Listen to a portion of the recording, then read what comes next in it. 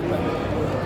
Tapi terus terang aja saya tidak bersedia menanganinya. Bukan karena tidak, saya ada kesibukan waktu sekarang ini yang sangat lot pekerjaan, termasuk saya harus mengajukan permohonan bagi Pak Prabowo Gibran untuk mengajukan berhadapan dengan satu di MK.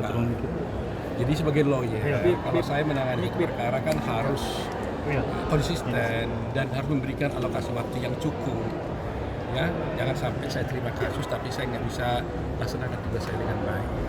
Tetapi secara pribadi saya betul-betul memang sebagai human being saya merasa sedih juga dengan apa yang dialami dia, sehingga saya memberikan advice hukum yang menurut saya baik buat dia. Saya katakan yang bisa saya sampaikan tidak mengenai soal perselingkuhan, tidak mengenai soal hubungan dia dengan suaminya, tapi yang paling urgent buat saya adalah bahwa laporan dia ke polisi, tuntutannya kepada pihak yang berwajib itu yang harus dioptimalkan. Karena begini, seorang anak itu berhak mendapatkan ASI eksklusif ya. ASI eksklusif maksudnya itu ASI yang aslinya, tidak buatan gitu. Dan seorang ibu wajib juga memberikan ASI kepada anaknya selama minimal 6 bulan sejak dia lahir. Ya kan? Jadi barang siapa yang menghalang-halangi dapat diberikannya ASI. Jadi kalau maunya ibunya itu mau memberikan ASI dihalang-halangi oleh siapapun, itu perbuatan pidana, bisa dihukum 1 tahun penjara. Jadi sebenarnya pihak kepolisian atau kami juga bisa pergi ke kedutaan Korea atau begitu ke pemerintah Singapura, itu harus meminta gitu.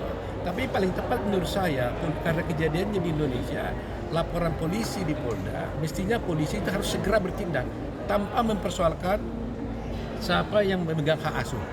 Itu urusan nanti mereka di pengadilan kan, apakah hak asuhnya dipegang oleh ibunya, apakah oleh ayahnya, belakangan. Tapi ada kepentingan yang sangat penting bagi kita melihat bahwa anak ini harus diselamatkan. Ya, anak itu harus diberikan ASI yang eksklusif. Itu poin utamanya. Jadi jangan sampai anak itu tidak diberikan ASI. Ingat ya, kalau sampai tidak diberikan ASI bisa stunting loh. Anak itu bisa stunting, menderita, cacat dan sebagainya. Nah, jadi sebenarnya polisi tanpa mikir panjang pun harus segera mengambil anak itu disusui sama dia. Soal nanti siapa hak asuhnya, yaitu nanti urusan di pengadilan nanti. Jadi itu yang harus diupayakan oleh pihak kepolisian. Saya tidak tahu sejauh mana upaya dari AMI itu, tapi saya hanya mengatakan pada AMI, itulah yang harus kami minta kepada polisi tanpa melihat siapa yang benar dan salah, apakah ada KDRT, apakah ada hal-hal yang salah di antara kalian berdua, ada perselingkuhan atau tidak, itu soal lain. Tapi demi kepentingan anak harus diselamatkan. Artinya ada kemungkinan besar sebentar lagi Pak Auto akan menjadi lawyernya Bu Ami sendiri? Saya kira waktu ini nggak bisa karena waktunya saya padat untuk di MK. Malam ini aja saya harus ke Mahkamah Konstitusi mendaftarkan permohonan mendaftarkan Pak Prabowo Gibran sebagai pihak terkait di Mahkamah Konstitusi. Jadi itu sebabnya saya ingin bukan menolak perkara, tapi istilahnya alokasi waktunya. Kalau dia umpamanya waktunya cukup kan saya bisa, tapi kalau tidak kan nggak bisa juga. Kasihan dia nanti, demi kepentingan dia saya harus menyatakan jangan dulu saya tangani. Gitu. Bang Oto update cucu ini. Jujur